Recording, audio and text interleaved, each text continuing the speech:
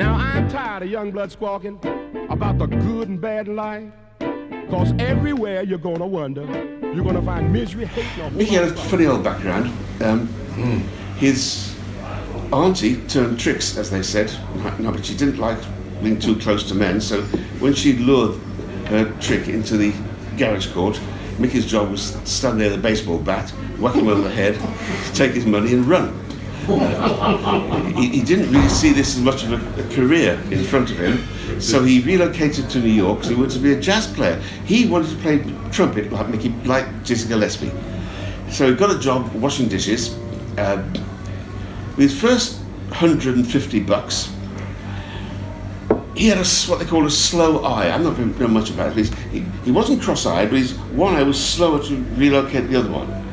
At 15 years of age, he went to a hospital with $150 and they took his eye out because he asked them to. God bless America. He saved his money up, went to this music store to buy his trumpet.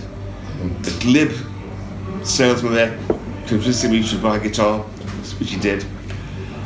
It had a bent neck, but very hard to play, which was good, because it really forced him to learn to play properly. Very hard to play a guitar with a twisted neck. He paid for lessons through his washing up gigs, and every time he went to a lesson, I'm going on a bit here. Every time he went to a lesson, he came home and wrote it all down.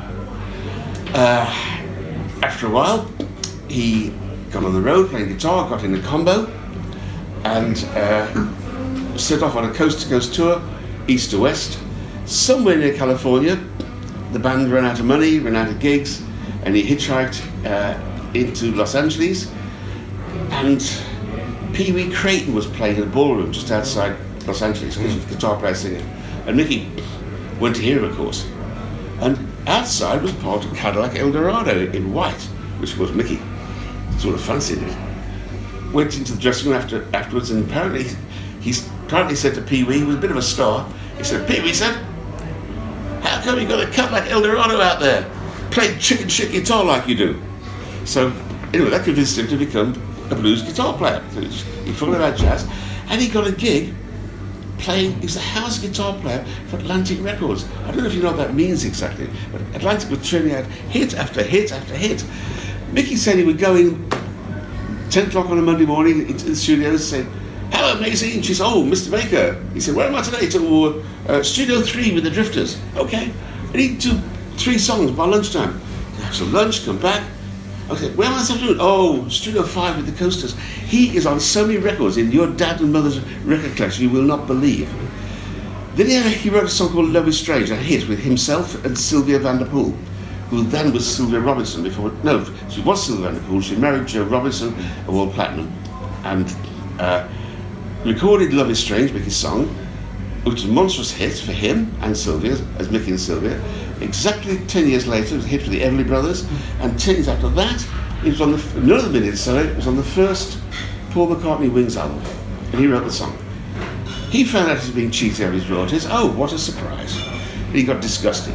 And he's a very sophisticated man, he's very intelligent, but he had no education, so he didn't know very much about life in general, but he knew in Paris, France, a woman called Josephine Baker, you probably all know about Josephine, was a heroine. She was a cabaret singer, she did a very famous banana dance, she was the star of Moulin Rouge. During the war, she adopted, got to displaced children, which she called a Rainbow Tribe, and she got given the highest medal in France, I don't know what it's called, but it's like the Victoria Cross in France.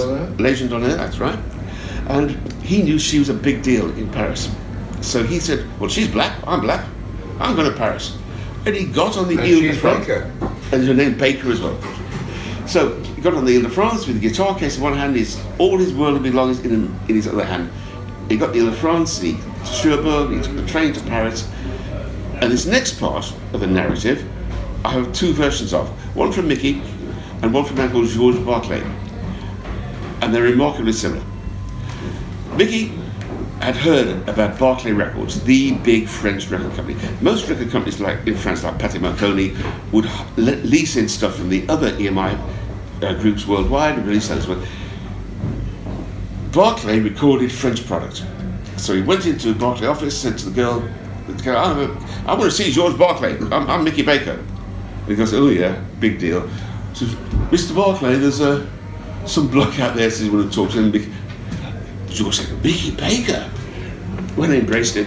And he recorded 316 sides with Mickey Baker. He played everywhere from Francois Zardy to Johnny Hallyday to all the great French chanson singers, which is wonderful and amazing, and Mickey made a great living from it.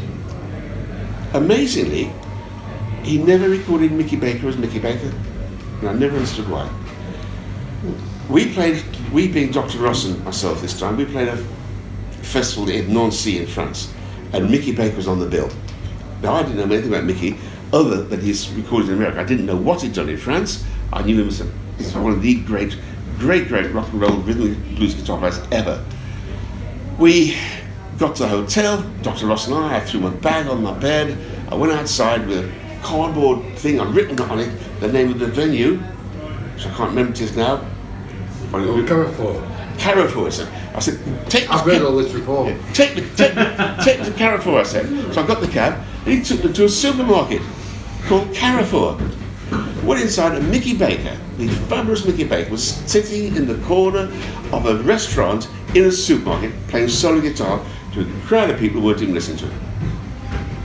Well, we recorded it, did a lot with it, worked for 12 years until he decamped to the south of France. So, you did mention Mickey Baker. I did. And you forgot to mention one bit of the story that you always build up to, and you built up to, but you didn't tell it.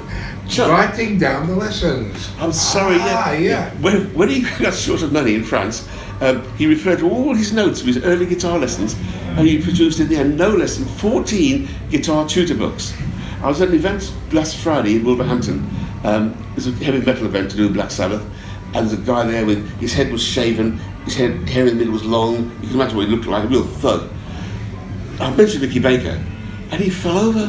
He said, I've read all his books. I learned to play guitar from Mickey Baker. Oh, yes, he This lied. rock and roller from Wolverhampton. Once more, my friend, just to himself he's lied. But now if you're tired,